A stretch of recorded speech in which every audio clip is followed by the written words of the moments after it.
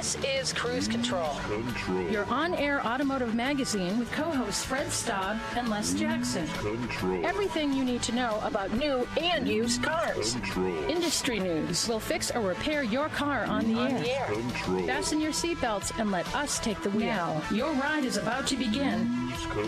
Because you're on Cruise Control. Cruise Control. Cruise Control.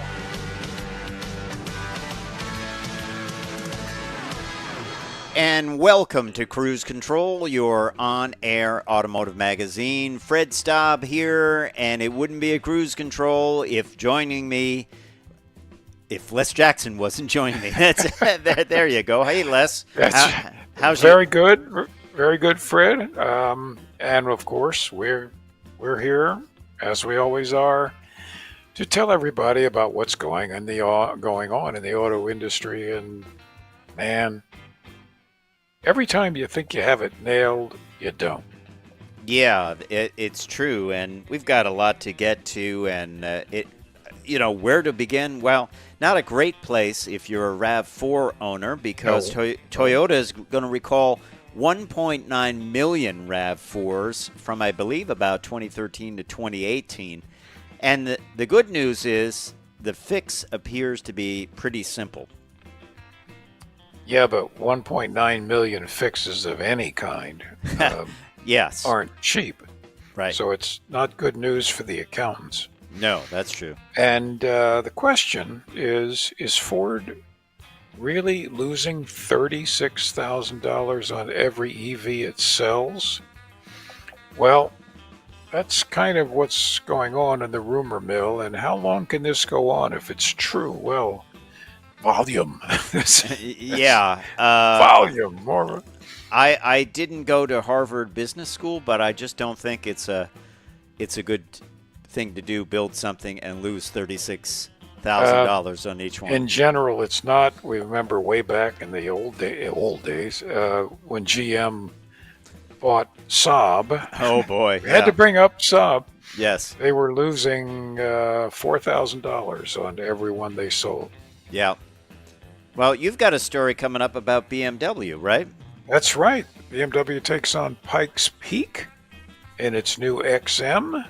We'll tell you why they have no interest in lowering prices. By the way, have you ever been to Pikes Peak, Fred? I sure have. I think we drove our motorhome up Pikes Peak. Not at wow. Not at speed. Not at speed. No, that would be bad. Yeah. But yes, and I wouldn't really want to drive up there at speed because you go off and you're flying, man. You are literally flying. I drove once up there, kind of half high speed. Yeah. And it was more terrifying coming down actually than it was going up. Did you come down the normal way, or did you, or did you come down, kind of rolling? No. I came down the normal way, burned up the brakes. Oh, wow. We're also going to tell you about this car, and it may look like a stock Rolls-Royce, but it's very far from it. Yep, it's got the heart of a ZR1 Corvette in there, and that was shown at the SEMA show, courtesy of the Ring Brothers. When we come back, we're going to fill you in on all this stuff, so stay tuned. That's right.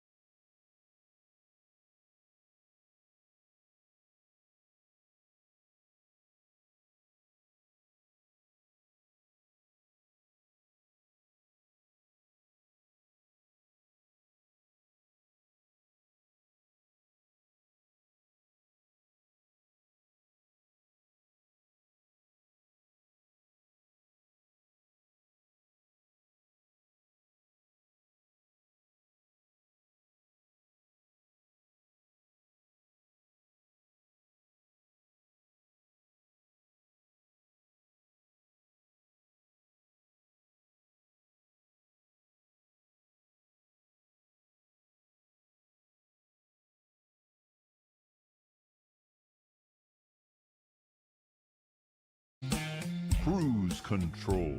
And welcome back to Cruise Control. Well, let's start with the bad news, Fred. Toyota is recalling 1.9 million RAV4s, which is probably... That's 1.9 million. I mean, that's 1 point... Let's say 2 million. Okay, roll it up to that. And, 2013 through 2018 model years. So they're not new. They're, in fact, 10 years old is well getting seasoned. There.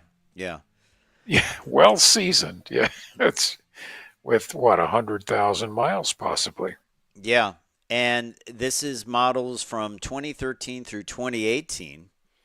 And here's the problem: it has to do with how the battery is fastened down. That it could come loose during forceful turns and potentially cause a fire. So basically, they're going to put down a new hold-down clamp, battery tray, and positive terminal cover with improved ones.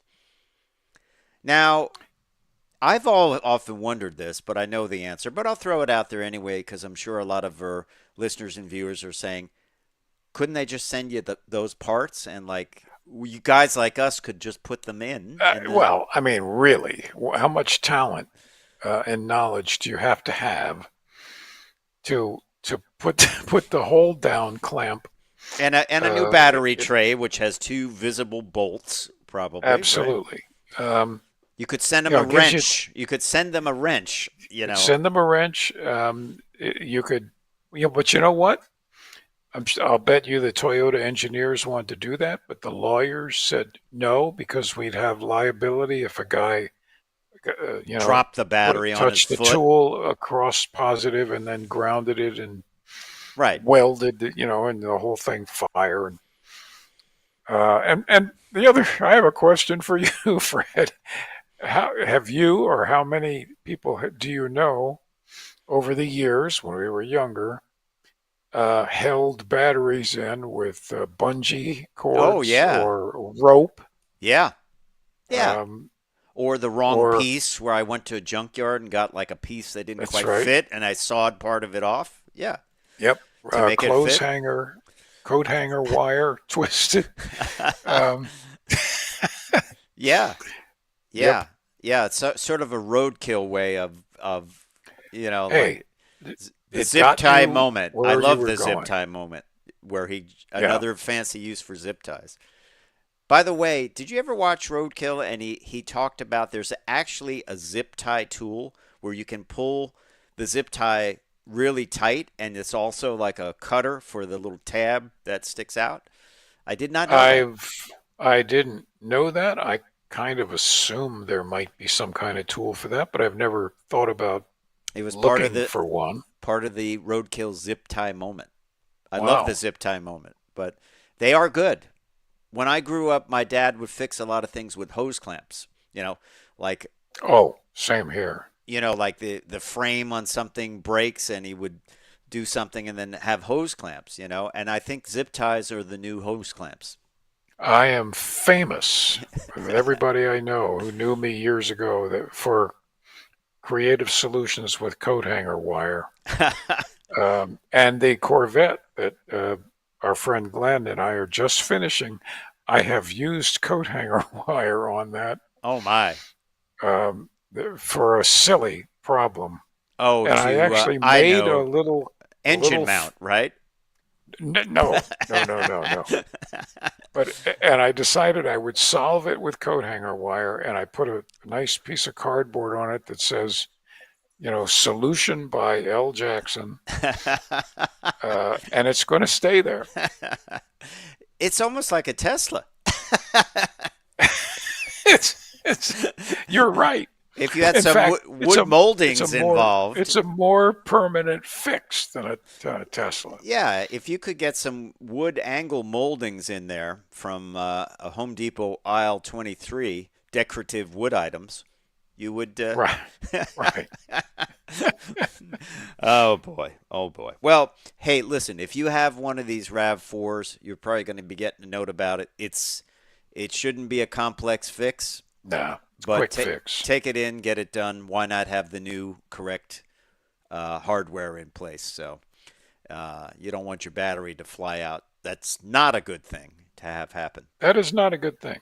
I did have talking about engine mounts, I did have a vehicle where the engine mount went when I went to accelerate into the onto the highway, and literally the engine lifted up and the fan hit the shroud because I accelerated and I hear that sounds like that's not good. And so then as soon as you get off the throttle, the engine went back down and I could keep going. But when I watched it and I power braked it with the hood open, and while someone watched it, I said, okay, engine mounts. So anyway, yep. We will be back with plenty more stories on Cruise Control. We're just getting started. Fred Staub, Les Jackson. Stay tuned to your on-air automotive magazine.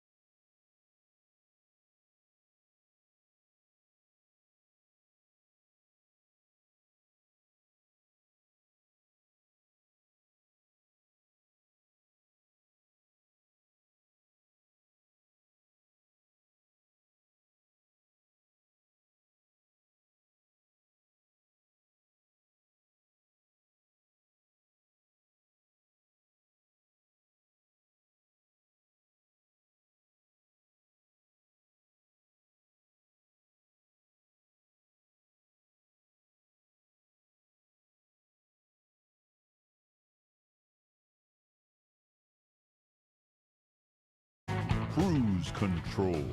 Welcome back to Cruise there you Control. go. There you go. Well, I was welcoming you, Fred. Oh, well, thank you. Thank you. Yeah. Well, you go for it. Well, I am going to take us to the Ford Motor Company. Okay. And we mentioned this, that Ford is saying that they've seen losses of $36,000 on every EV it sold during, I guess, the last last 12 months.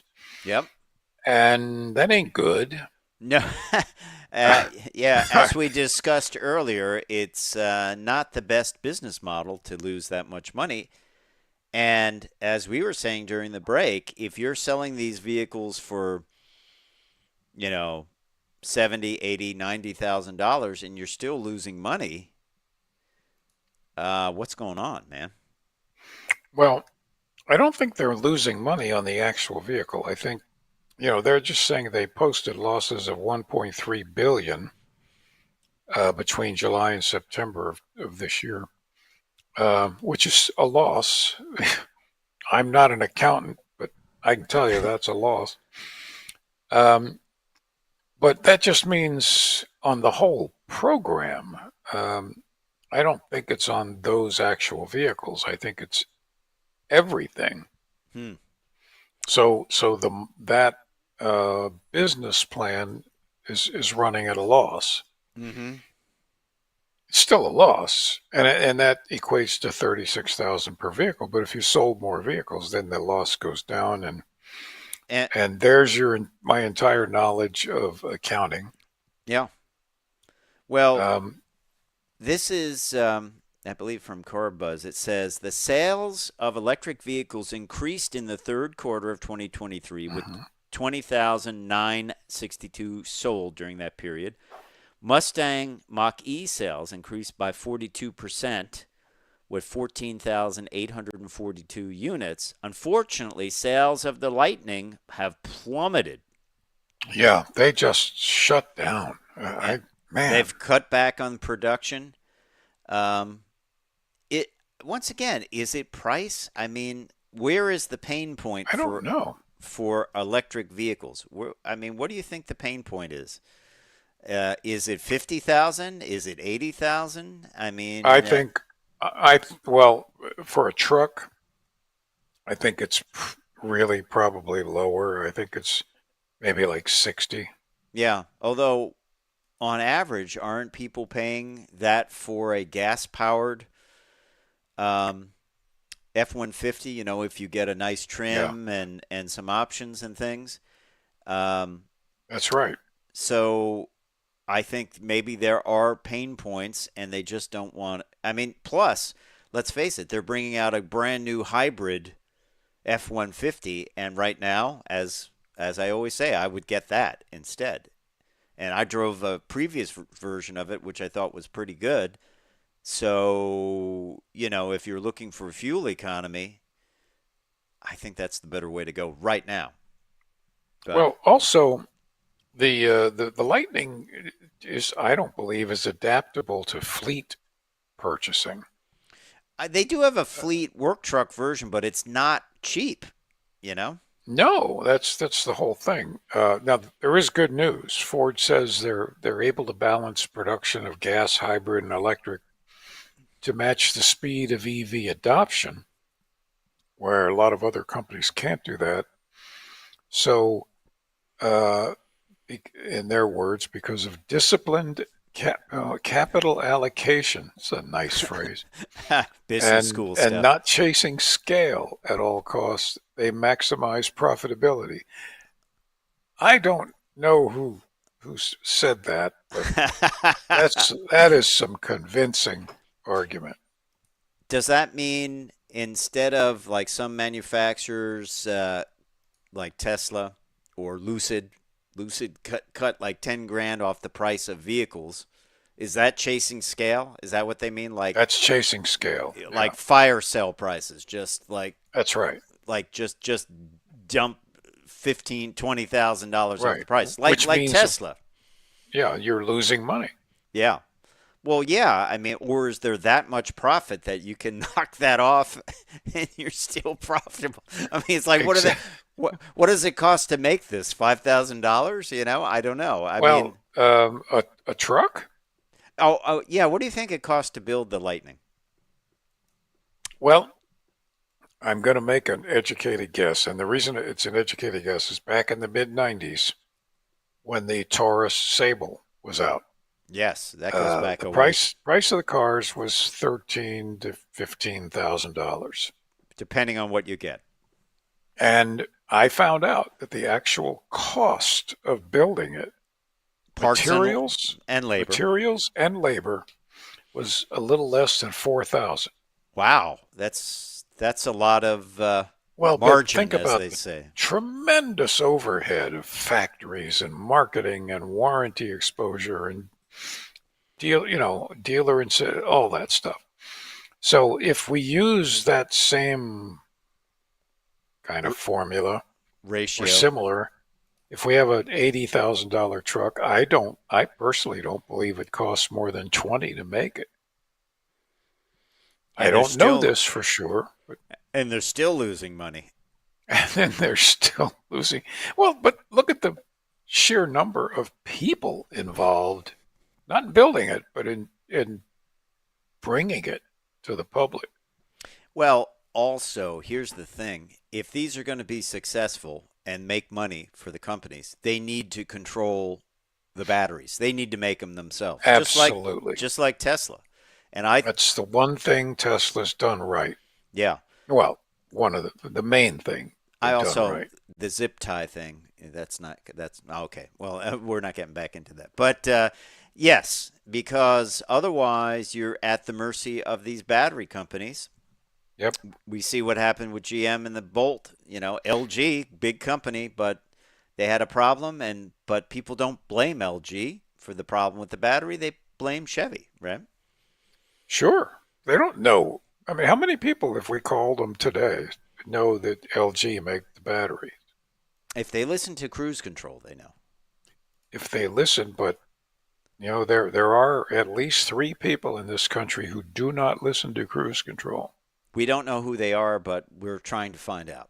No, that's right. We've hired the FBI to look into it. Yeah. Um, let's start our story about BMW. BMW and Pikes Peak. They have a new vehicle called the XM, not XM Radio. That's what I thought when I saw it. It's like, okay. But it is a hybrid electric SUV, and it took on Pikes Peak. Matter of fact, they have a new record for hybrid electric SUVs with a time of 10 minutes, 48 seconds, and I don't know what the last unit is, 60. 10:48 60. That's pretty quick. It's not 10 hours because I think I could probably walk it in 10 hours. 10 minutes, yeah. 10 minutes, 48 seconds, and some microseconds, I guess. And this is a hybrid electric vehicle. It was the 101st running of the Broadmoor Pikes Peak International Hill Climb. Matt Mullins was at the wheel. They did a two-part short film to talk about the team, as BMW has done in the past. They do a great job with this. And unfortunately, on one of the runs, by the way, this vehicle has 738 horsepower, 738 pound-feet of torque. On one of the runs, he center punched a tree with this. He rolled the vehicle. He rolled off the road. There's like a what would you call it? Like a swale. He rolled off the road and literally seemed go right into the tree. The tree falls over, not on him, and then the vehicle rolls. And it didn't roll far, but it rolled on all surfaces. He was okay and came back and broke the record, which is good news. But we'll tell you a little bit more about the XM, and we'll also tell you about why BMW is not going to lower prices like other manufacturers have done. All that and more. Fred Staub and Les Jackson, you're on Cruise Control. We'll be right back.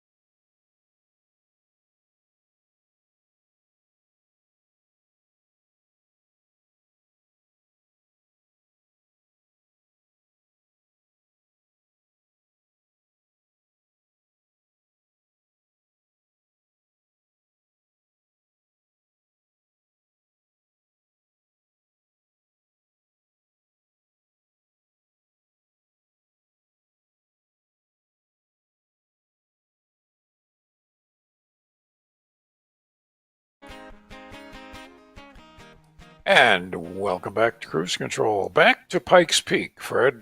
Uh-huh. Take the wheel. No, I just wanted to mention that the driver there, obviously a heck of a driver. Pikes Peak starts at 9,390 feet above Starts. sea level, starts and finishes at 14,115. 150 turns with no guardrails. As he found out. Yes, it's a serious road. I would feel uncomfortable doing that at speed.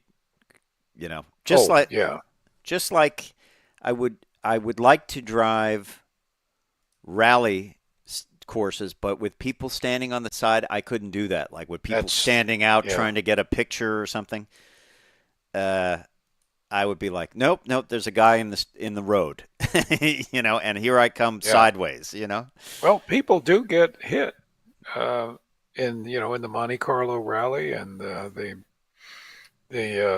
Pan America, whatever that's called, down in Mexico. Yeah.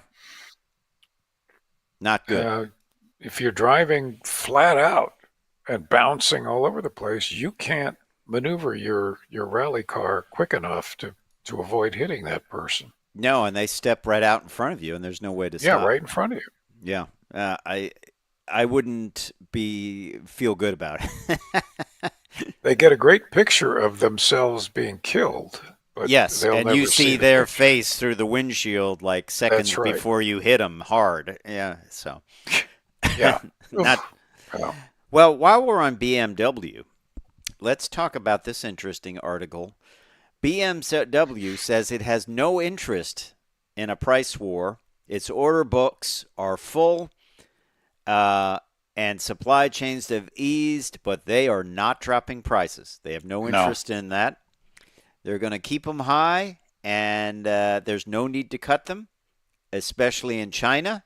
Plenty of money coming in, plenty of orders coming in, and they're higher priced, and fully electric cars boosted quarterly revenues above expectations. So that's the new normal for them. No reason to go back if you're making a lot of profit, I guess. Well, why would they? Why would you? Like, hey, no incentive. We got people lined up to buy these things. They're okay with the price, so no need to change anything, right? Why would you? I mean, why would you? And of course, their dealers know all this. Mm-hmm. So they're not likely to give you deals either. Yeah. Yeah. Interesting stuff. And hey, it's supply and demand. You want it. We have it. This is the price. That's You're right. willing to pay it. We go for it. So there you have it. Here's something we talked about a lot on Cruise Control, and it's an interesting story because automakers want to charge you. They don't want to be done with you. When you walk out of the dealer and you say, great, I bought the car. Let's face it, when you come back to have maintenance done, if you do come back to the dealer, if it's not warranty maintenance, the car company's not getting a cut of that. That's the shop for the dealer. That's profit for the dealer. So once you buy a car, unless you come back to buy another one, they're done with it. They got their profit. So that's always been the model. Now, manufacturers like BMW and Audi want to keep that revenue stream going. And how they want to do it is paying for subscriptions for features. Now, if you recall, I think it was last summer, BMW wanted to charge for heated seats instead of saying, okay, heated seats have always been a weird thing with BMW. Most manufacturers will throw them in with a package of a sunroof and heated seats and maybe something else, and it's a couple of $1,000s, and you're done. That's it. Okay, I have my heated seats, BMW wants to charge you a monthly fee for these seats. And they are saying, oh, it's better because you're not paying for them when you don't need them. You can not pay, sort of like a streaming TV service. If you're not watching it, you can shut it off for a couple of months and then, reactivate it easily, right? So people have pushed back on this. And now Audi knows people don't want this, but they want to push it as well. Audi has pushed it. Mercedes has pushed it. Mercedes pushed it for certain features that are more esoteric, like rear steering, right? And that would be whatever. I don't know what the cost is per month, but they could turn it on remotely and turn it off remotely. This is basically, this technology comes out of remote vehicle updates, and we all think that's great because you don't have to take your dealer back just to have the firmware flashed. That's great. We're used to that with phones. We're used to that with our computers. They update. That's great. But what the problem is, people don't want to. They would rather pay for these items one time, get them on their vehicle, and then that's it, right? Now, to tell you how profitable this is for the car manufacturers, they're estimating that this will be a $22.5 billion income. Stellantis, this is Stellantis alone, has estimated that it will be a $22.5 billion income from software feature subscriptions by 2030. But everyone's pushing back on this. They don't like this concept. So I'm looking for you to put on your prognosticator hat, Les Jackson. The model doesn't work for customers right now. Do you think they'll be able to sell this because they see the carrot, the shiny gold carrot of $22 billion, $22.5 billion in the near future, and stockholders want more revenue? They're going to, electric cars are not selling, and they spend a lot of money on that, and they're very high priced.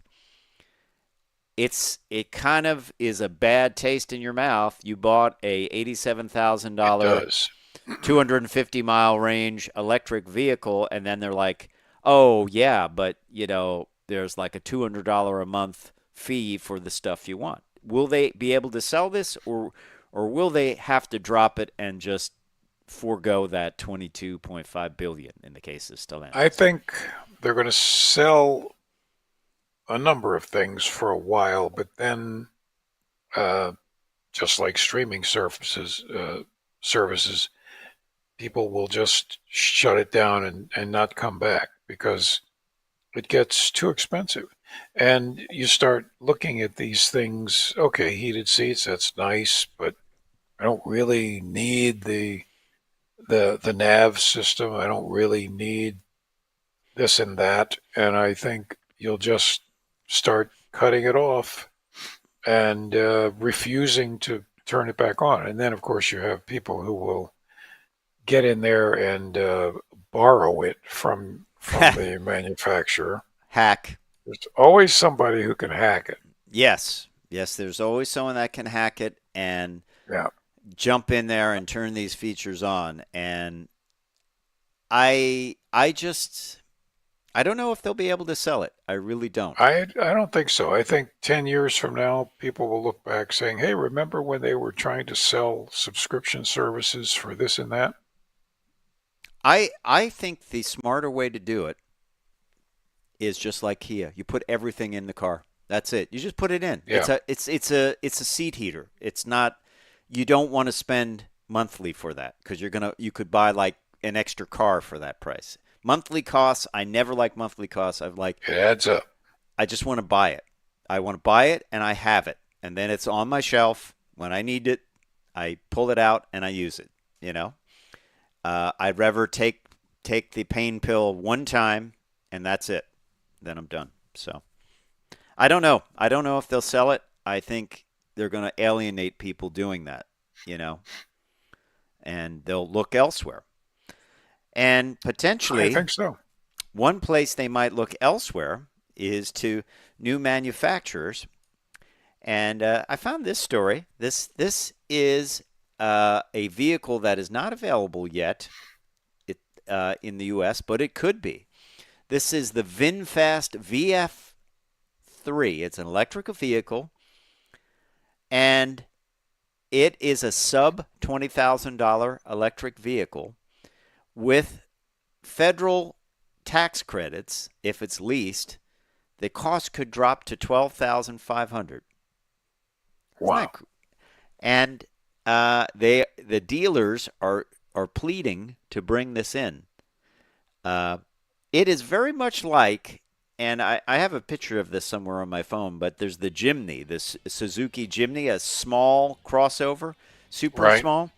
And I think this could have appeal. And at that price, people might be willing to take a chance on it. Who knows? But that is the VinFast VF3. We'll keep you up to date on that and more on Cruise Control. We're going to take a break, and we'll be back with SEMA stories, so stay tuned.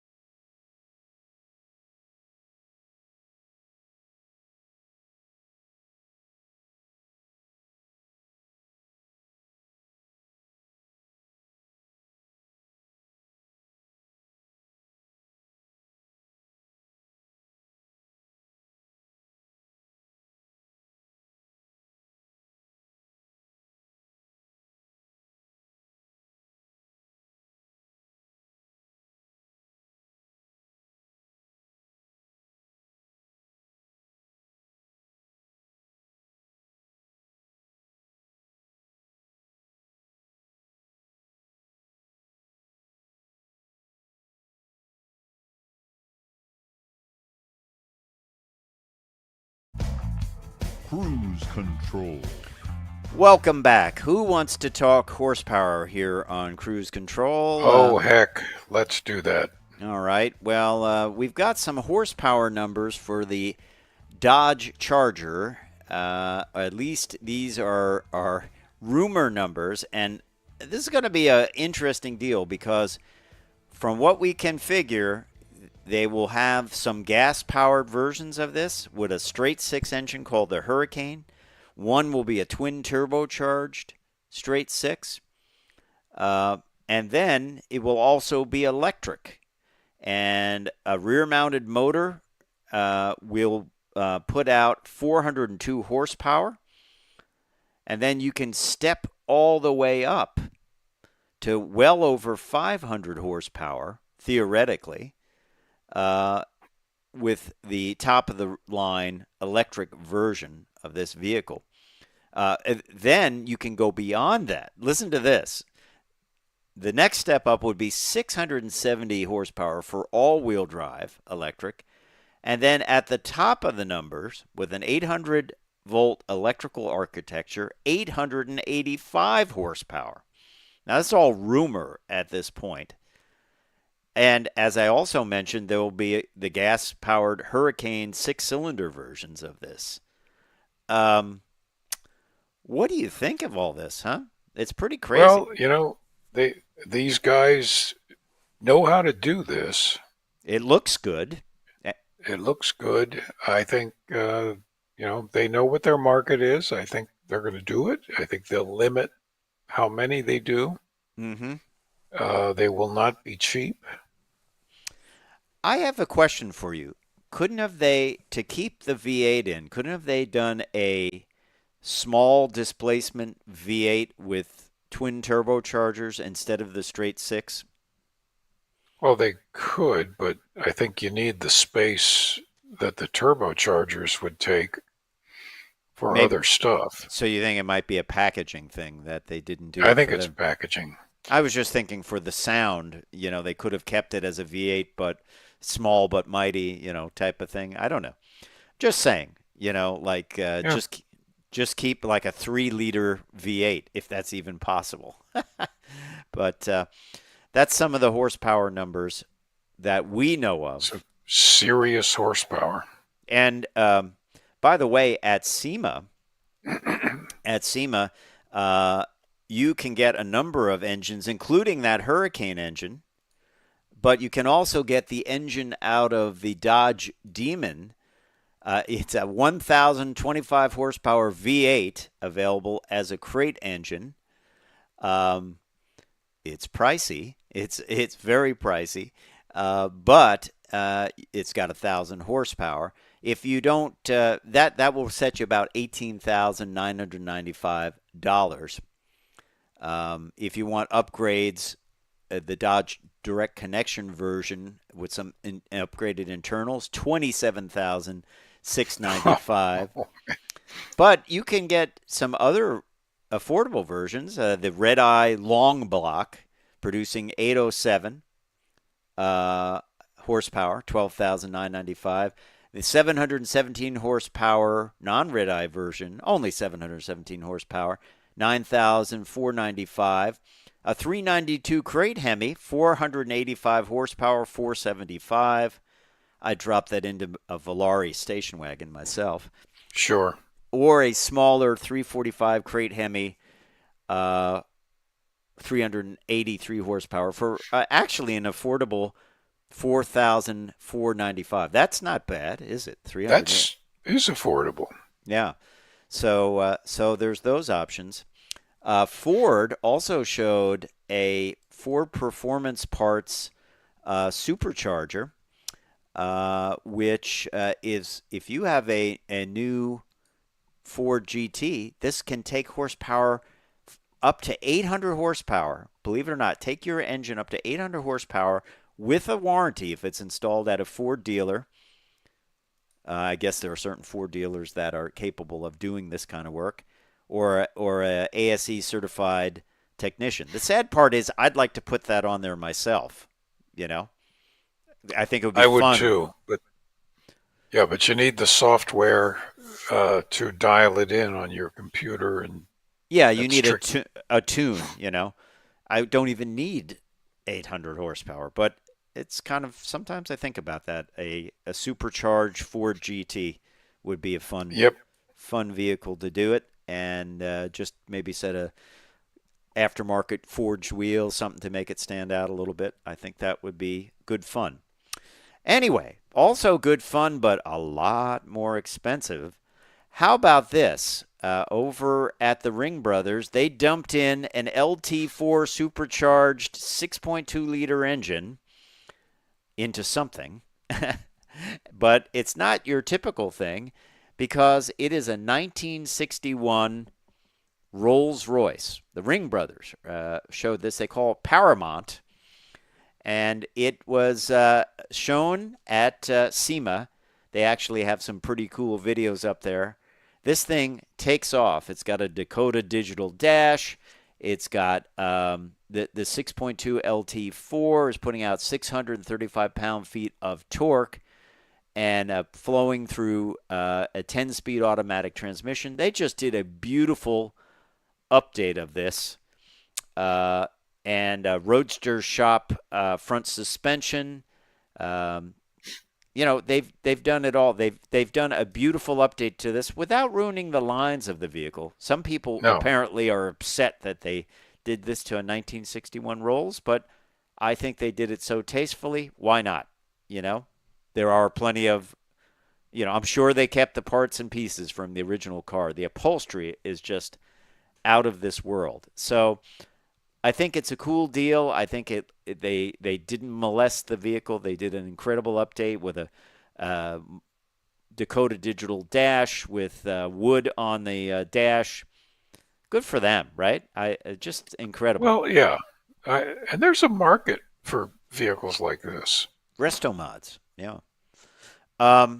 While we're at it, one of my favorite body styles, this Charger here, they call this one Tusk.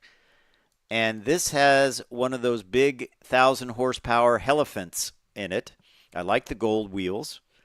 I like the stance of this thing. And this Charger body style was always one of my favorite. It's a big car, but it's a good-looking car, isn't it? It is. They were always very striking looking. Yeah. I remember as a kid when it came out, I said, wow, that's pretty cool. Lights go across the whole back. It's the Coke body style. Took 5,000 hours to complete this. Wow. Yeah. Wow. Want to make a bet this thing shipped to SEMA and it was still wet? I'll bet it was. Yeah.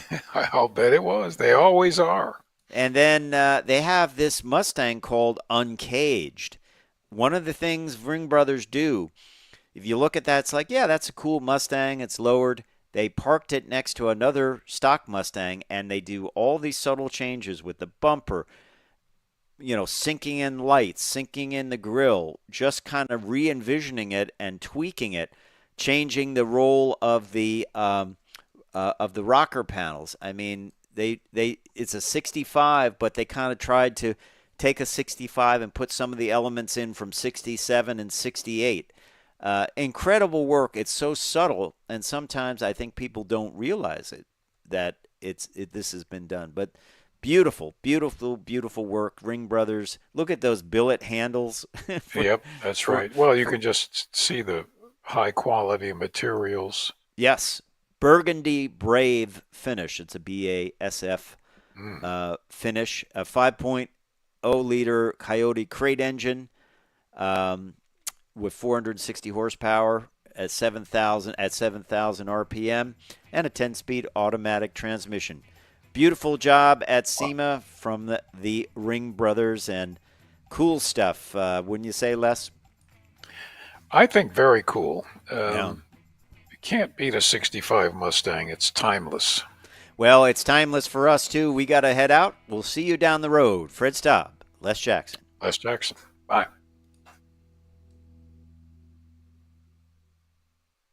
Perfect.